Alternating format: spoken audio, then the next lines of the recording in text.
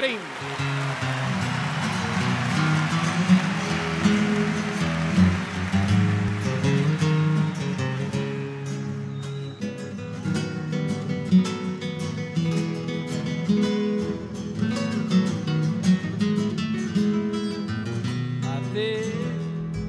De nuevo estoy de vuelta, después de larga ausencia, igual que la calandria que azota el vendaval, y traigo mis canciones como leñita seca, recuerdo de fogones que invitan a matear, y traigo mis canciones como leñita seca, recuerdo de fogones que invitan a matear. Las misiones jesuíticas quizás sean uno de los temas más misteriosos en la historia argentina.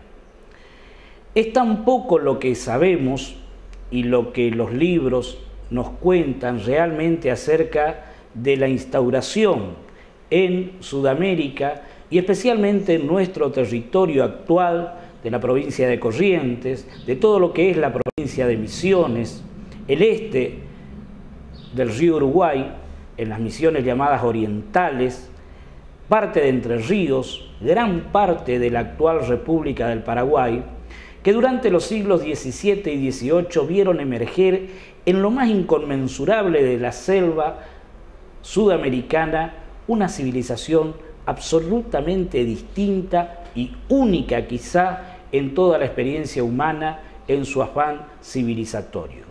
La civilización fundada por la Compañía de Jesús, cuyo nacimiento data de 1540 por obra del general devenido en místico San Ignacio de Loyola, de origen vasco, quien hizo autorizar o logró la autorización papal de la llamada Compañía de Jesús o la conocida como la Compañía de los Padres Jesuitas.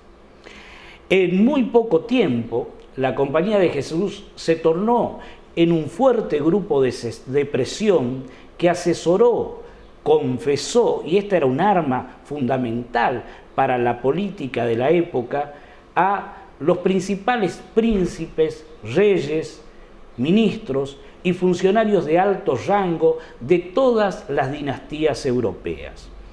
Esto, a la postre, con una administración absolutamente centralizada y tornándose en soldados de Cristo, con obediencia y sumisión total y absoluta únicamente a la autoridad papal, hizo de la Compañía de Jesús un ejército religioso que logró plasmar en sus diversas exploraciones y conquistas en el mundo diversas civilizaciones como la de nuestra zona.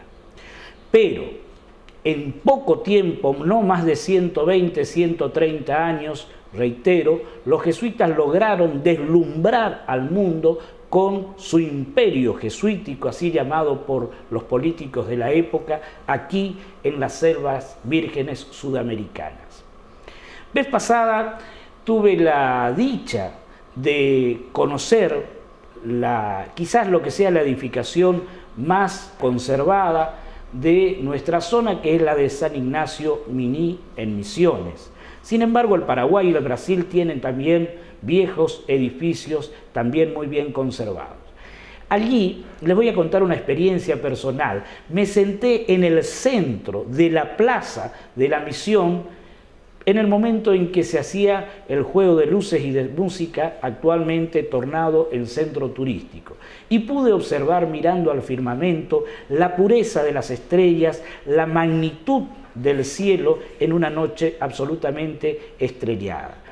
500 años atrás, ¿qué sensación habrán tenido los jesuitas que venían de a 2 o de a 3 o con grupos no mayores a 5 personas desde Europa, desde Holanda, desde Alemania, desde los Países Bajos, a internarse en la selva subtropical americana y encontrar los lugares propicios por la naturaleza para estar más cerca de su Dios? Hoy vamos a analizar esa misión, por qué estuvieron, cómo desaparecieron, cuáles fueron las causas que hicieron que los indios guaraníes, los indios misioneros, hoy prácticamente sean un grupo étnico extinguido, ya prácticamente desaparecido. ¿Qué pasó? En Corrientes prácticamente no hay aborígenes directos descendientes de los guaraníes.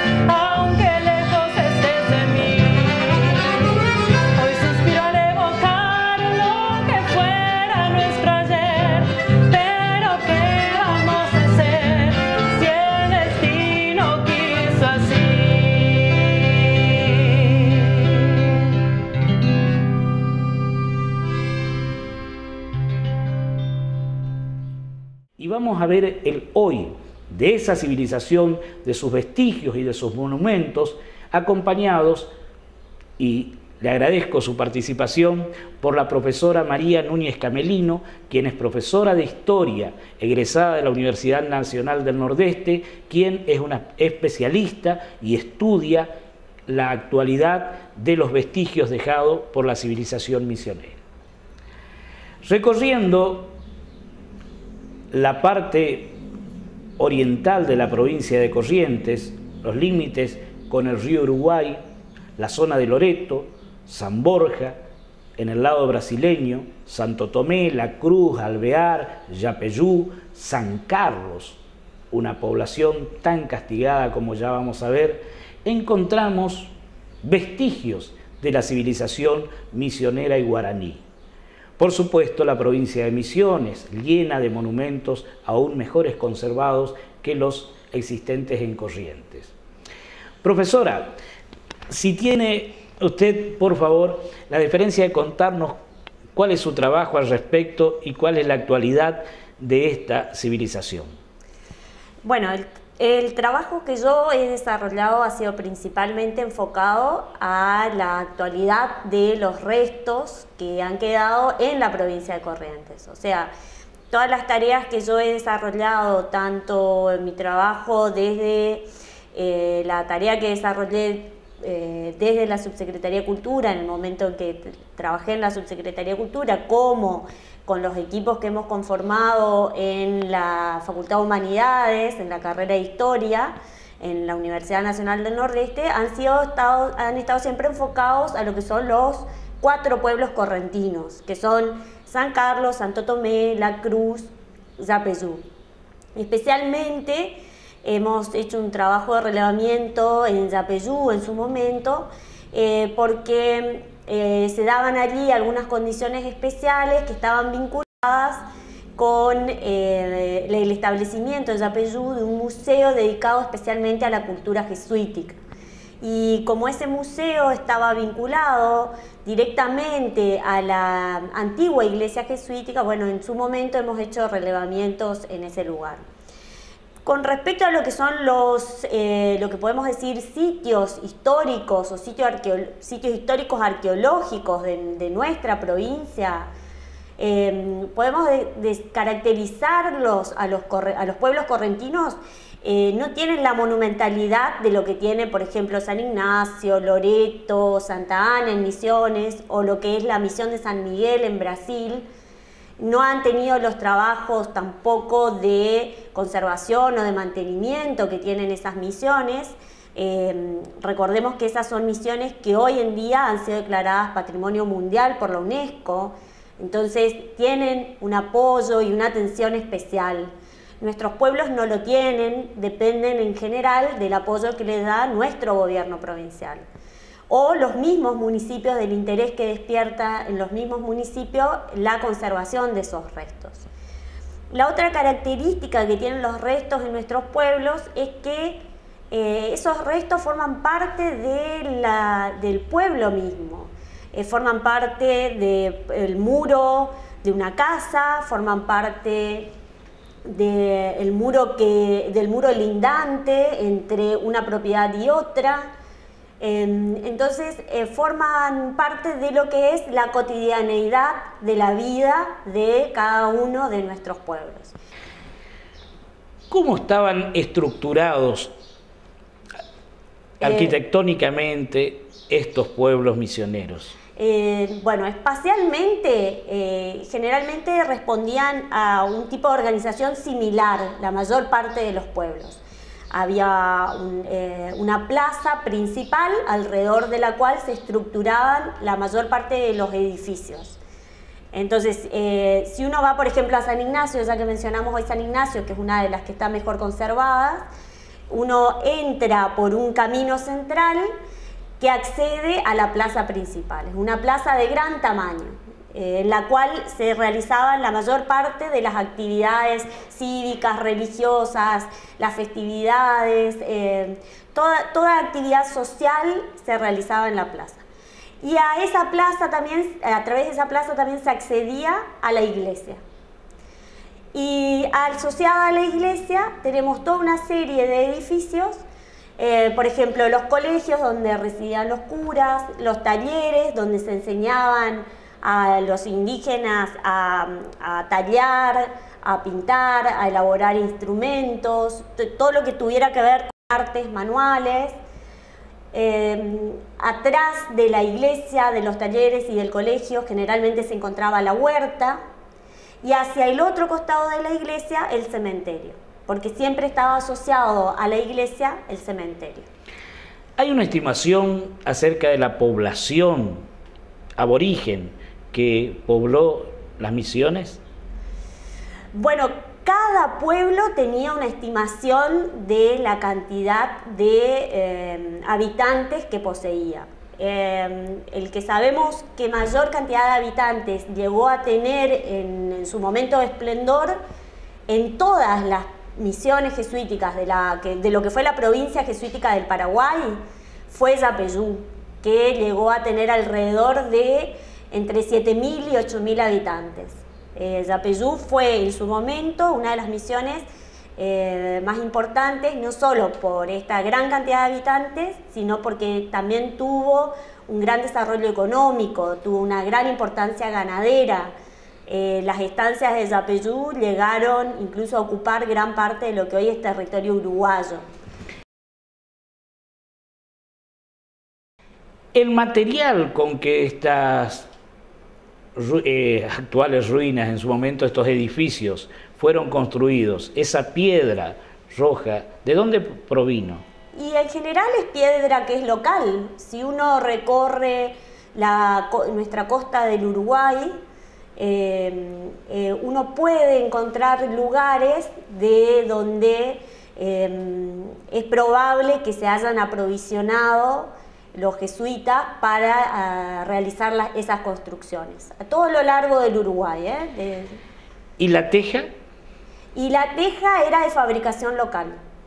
Era de fabricación local. Se enseñó la técnica y se fabricaba allí. Y en general, en cada pueblo existían los hornos para cocer la teja. No solo la teja, sino también todos los artículos de cerámica que se utilizaban, por ejemplo, para hacer ollas, para hacer vasijas de contenedoras de agua, por ejemplo, o para hacer algún otro tipo de vasija que sirviera de plato, de escudilla.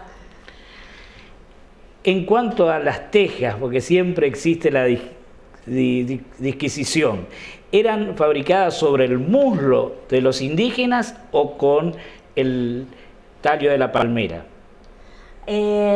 Bueno, en general eso se puede observar porque pudieron haber existido las dos técnicas juntas. Eso se puede observar, depende de la teja que uno recupere. Cuando se recupera arqueológicamente depende de la teja que uno recupera.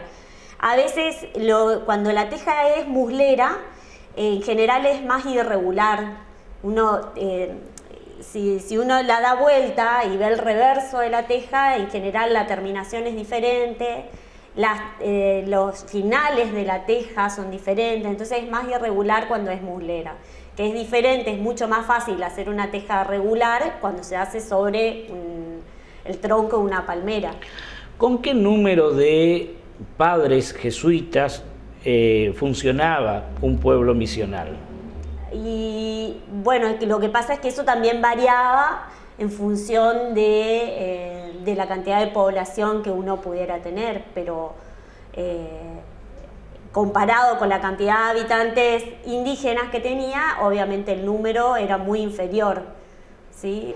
Se contó a nivel europeo con un gran movimiento que necesariamente tenía que chocar con esta civilización teocrática, que fue el siglo de las luces. Voltaire, Diderot, Montesquieu, Rousseau hacen nacer toda una filosofía nueva que choca con la actitud dogmática, clericalista y cerrada de la Compañía de Jesús.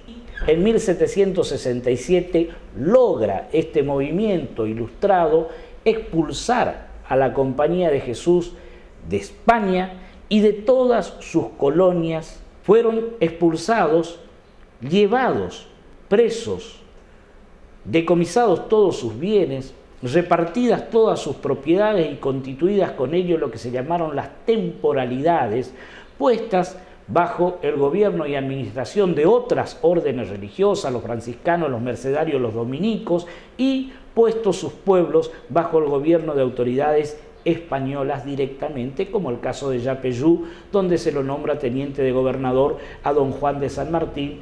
Aquí encontramos en la provincia de Corrientes los últimos estertores de la guerra de los indios misioneros en pos del mantenimiento de los viejos pueblos misionales nacidos en el actual territorio de la provincia de Corrientes, Misiones y la costa oeste del Brasil.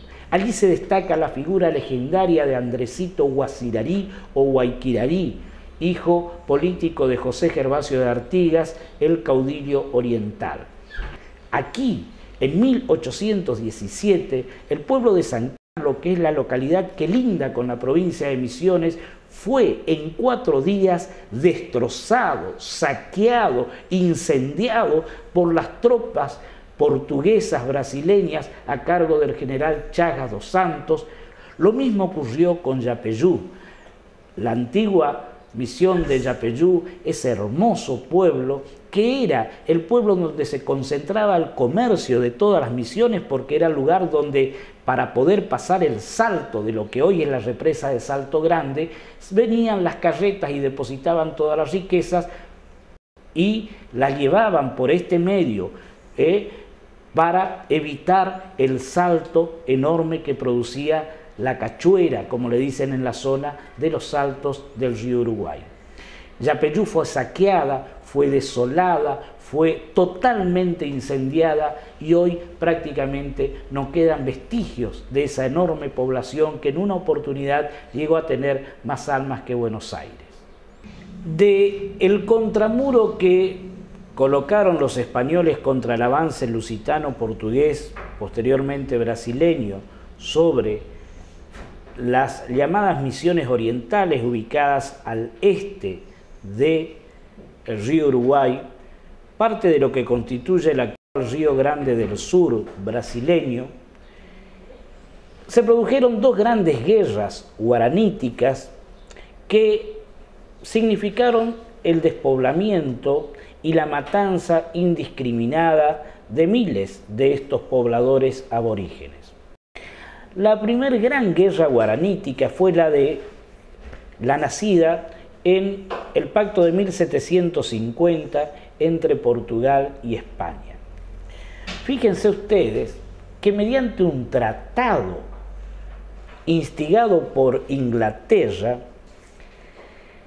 España recobra la colonia del Sacramento, la actual ciudad de Colonia en el Uruguay, que era conquista española y que había sido tomada por los portugueses beligerantemente, recobra esta colonia a cambio de los 7 pueblos guaraníes ubicados en las misiones orientales. Ordenada la expulsión de los funcionarios españoles, de los jesuitas, la devolución de los pueblos a los portugueses, a cuales no les correspondía históricamente, el pacto contenía una cláusula por la cual la devolución constituía también la devolución de los pueblos aborígenes que poblaban estos pueblos misioneros.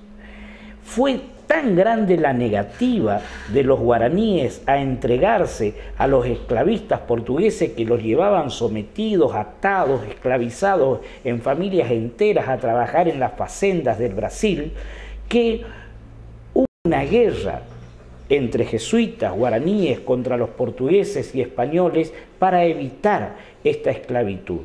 Dicen que la mortandad fue de cientos de miles de guaraníes y el resto fue llevado en esclavitud a trabajar en los establecimientos portugueses en el territorio brasileño. La otra gran guerra, la guerra de la cual pocos vestigios o poco se habla en la actualidad, fue la guerra liderada por los indios misioneros ya en la época de la independencia argentina.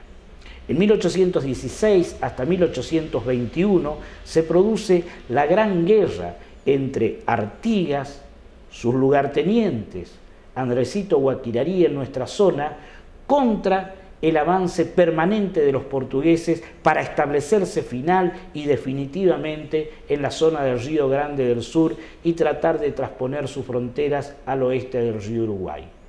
Fue una guerra sórdida, una guerra en la cual luchó desigualmente esta tropa de guerreros indígenas prácticamente en estado harapiento, con tacuaras, con cuchillos que hacían las veces de lanza contra las fuertes huestes portuguesas.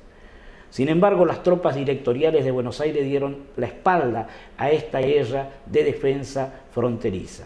Sin la participación de las tropas de Artigas, sin la participación de Andresito Guaquirarí y de los indios misioneros, los indios tapes como se les llamaba, quizá la frontera actual de la provincia de Corrientes, lo que es San Carlos, Santo Tomé, Colonia Liebig, Alvear, La Cruz, Yapeyú, Paso de los Higos o Montecaseros y Mocoretá, no sería territorio argentino.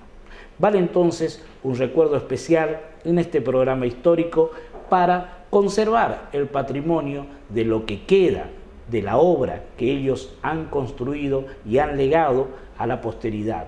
Una obra que no tuvo trascendencia porque el sistema teocrático impuesto socialmente por los jesuitas, como explicaba muy bien la profesora, no trasuntó en la formación del intelecto, en la capacidad creativa e imaginativa que hace a la formación libre del hombre.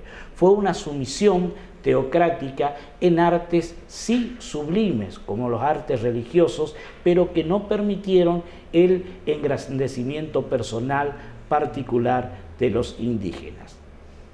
La suerte de la política y la diplomacia en 1767 truncó esta experiencia única en el mundo. Queda en nuestro territorio el vestigio de la grandeza de su pasado.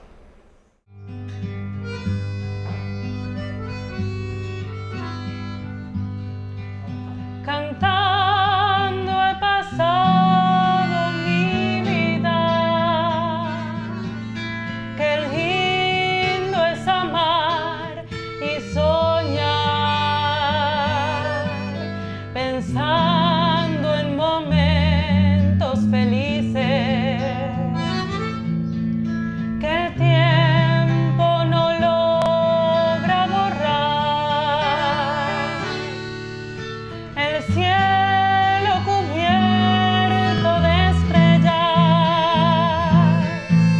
perfuma la brisa un jazmín, la noche suave y deliciosa. Qué lindo es amar y vivir. Una noche así nació el chamamé y después canté con amor y fe.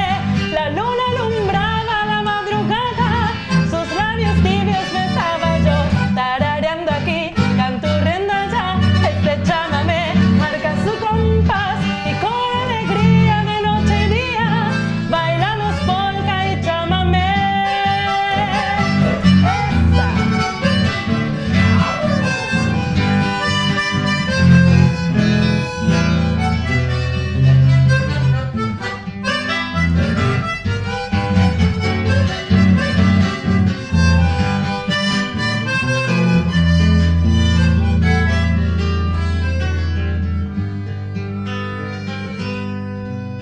La música es poncho del alma, nos hace vibrar nuestro ser y así tarareando y cantando espero otro amanecer. Una noche así nació el chamamé y después canté con amor y fe. La luna alumbraba la madrugada, sus labios tibios besaba yo, tarareando aquí, canturriendo allá. Este chamamé marca su compás y con alegría de noche y día bailamos polka y chamamé. Y con alegría de noche y día bailamos polka y chamamé.